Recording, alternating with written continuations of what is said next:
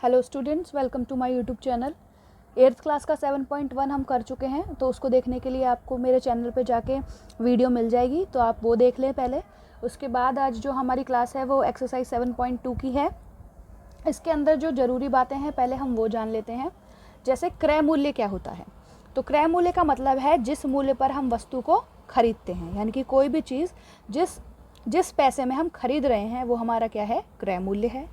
विक्रय मूल्य क्या है, जिस मूल्य पर हम उसे बेच रहे हैं, यानी कि जितने पैसे में हम उसे वस्तु को बेच रहे हैं वो हमारा क्या है, विक्रय मूल्य। बट्टा क्या होता है, जैसे हम दुकानदार के पास गए, उसने बोला कि ये वस्तु 10 रुपये की है और हमने उसे बोला कि भाई साहब थोड़ा पैसे कम कर लो, तो उसने 2 रुपये जैसे कम कर दिए, तो जो 2 रुपये होंगे वो हमारे क्या होंगे, बट्टा होगा, हमारा छूट होगी। इसको हम आसान भाषा में क्या कहते हैं, छूट कहते हैं।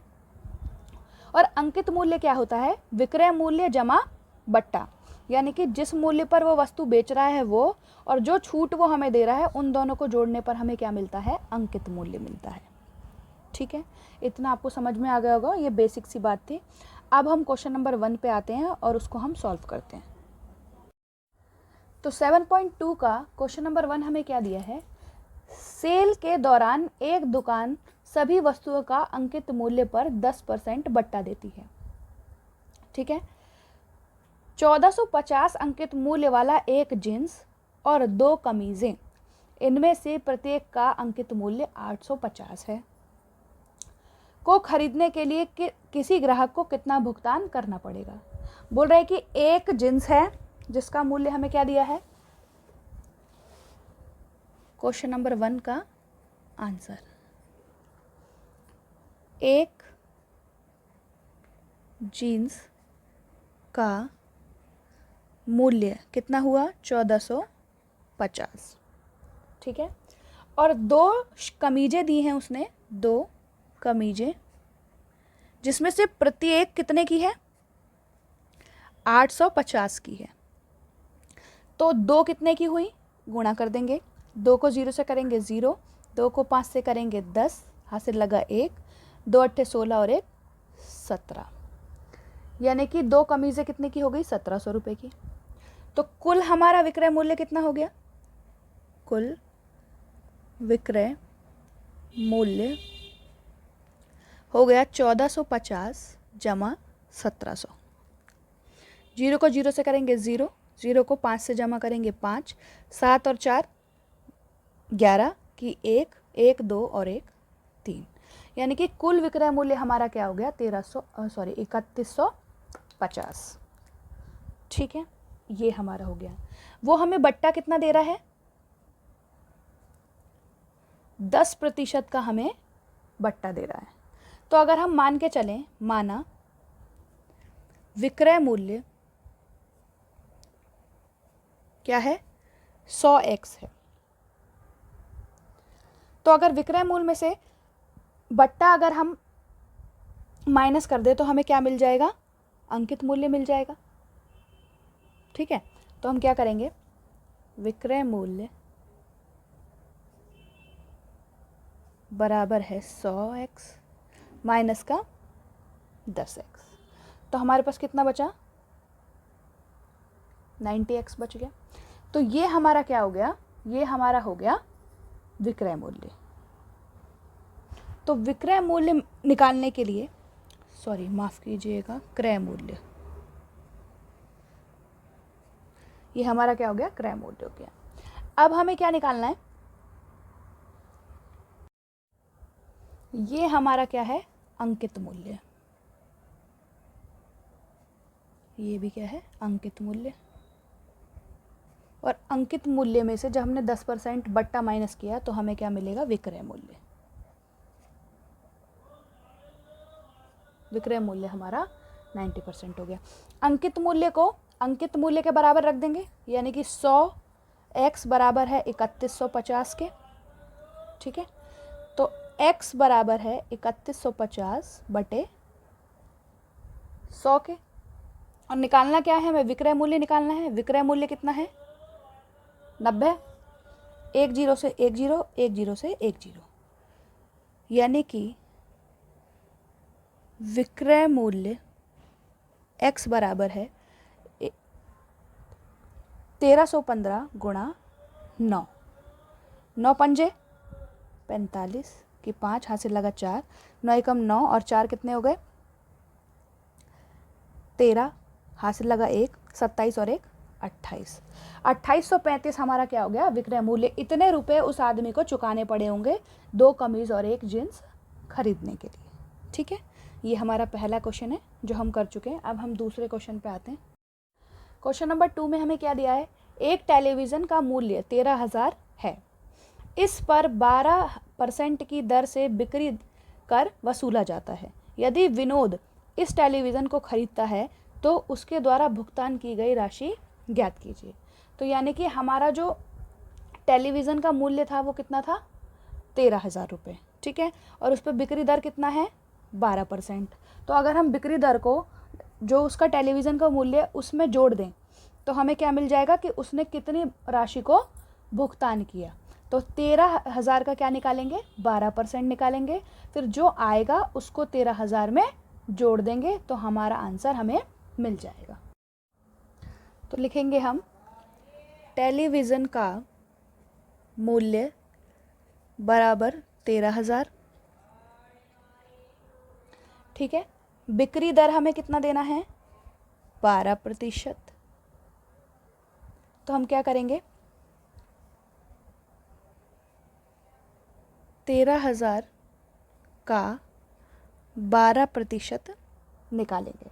तो 13,000 का मतलब गुणा, 12 का 12 और प्रतिशत का 100। ठीक है, तो हमारा बिक्री कर जो है वो कितना निकल आएगा 130 गुणा में 12। तो 12 को 0 से करेंगे 0, 12 तिया 36 की 6 हासिल लगा 3, 12 कम 12 और 3 15, यानी कि हमारा बिक्री कर कितना निकल गया 1560। अब विनोद द्वारा भुगतान की गई राशि क्या हो जाएगी 13,000 जमा 1560, 0 का 0, 6 और 0 6, 5 और 0 5, 1 और 3 4 और 1 का 1, यानी कि 14,560 रुपये विनोद ने टीवी खरीदने पर भुगतान किया। ठीक है, क्वेश्चन नंबर 3 में हमें क्या दिया है, अरुण एक जोड़ी पहिएदार जूते किसी सेल से खरीद कर लाया जिस पर दिया गए बट्टे की दर 20% थी।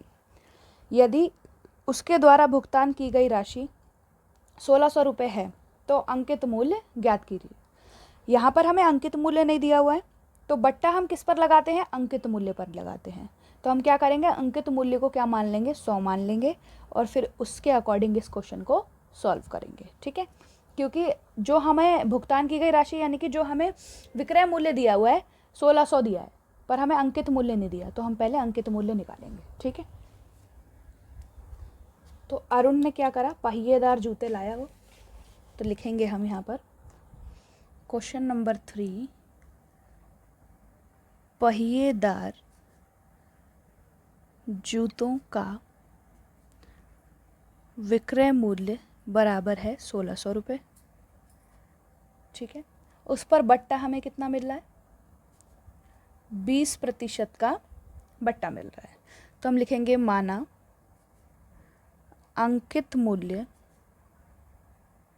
बराबर 100x। ठीक है, और विक्रय मूल्य कितना हो जाएगा 100 माइनस 20x। जब हम अंकित मूल्य में से बट्टा माइनस कर देंगे तो हमें क्या मिल जाएगा विक्रय मूल्य मिल जाएगा।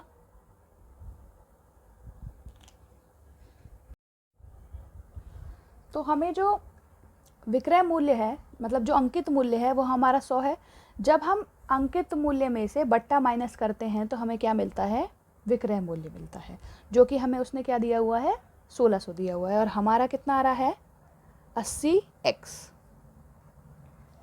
x क्या है हमारी एक यूनिट है, हम इसको यूनिट के रूप में ले रहे हैं। ठीक है, तो 80x बराबर है हमारा 1,600 रुपये के। तो x बराबर है 1,600 बटे 80, 1 0 से 1 0, 8 के टेबल में 160 कितनी बार में आएगा? 20 बार में। ठीक है, 8 दूनी 16 और 0 का 0। और हमें निकालना क्या है? अंकित मूल्य। और अंकित मूल्य हमें क्या दिया है? 100x।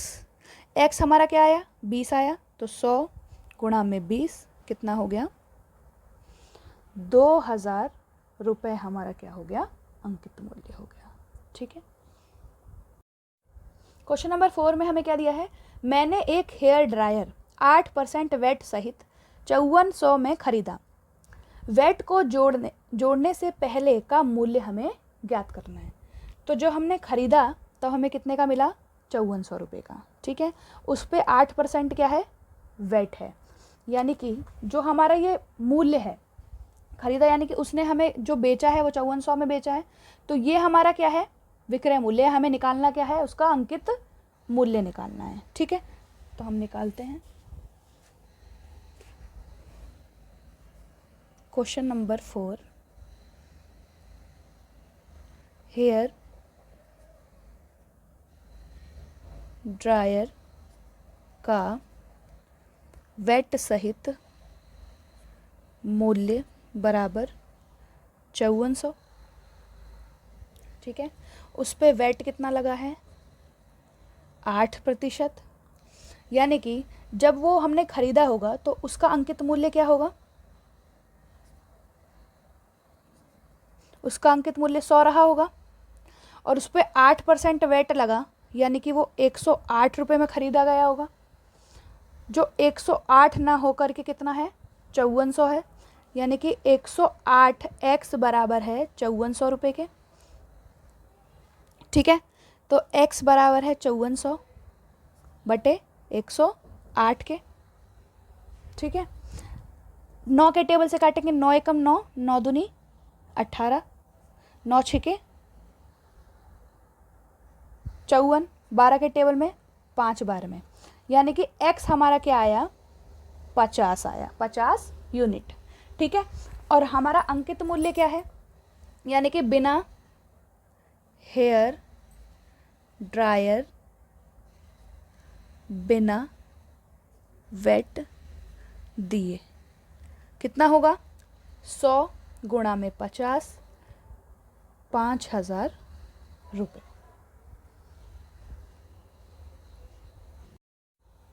क्वेश्चन नंबर 5 हमें दिया है, कोई वस्तु 8% GST सम्मिलित करने के बाद 1239 रुपये में खरीदी गई। GST जोड़ने से पहले उस वस्तु का मूल्य क्या होगा? ये जैसे अभी हमने 4th क्वेश्चन करा, सेम वैसा ही है। तो हम क्या करेंगे? GST सम्मिलित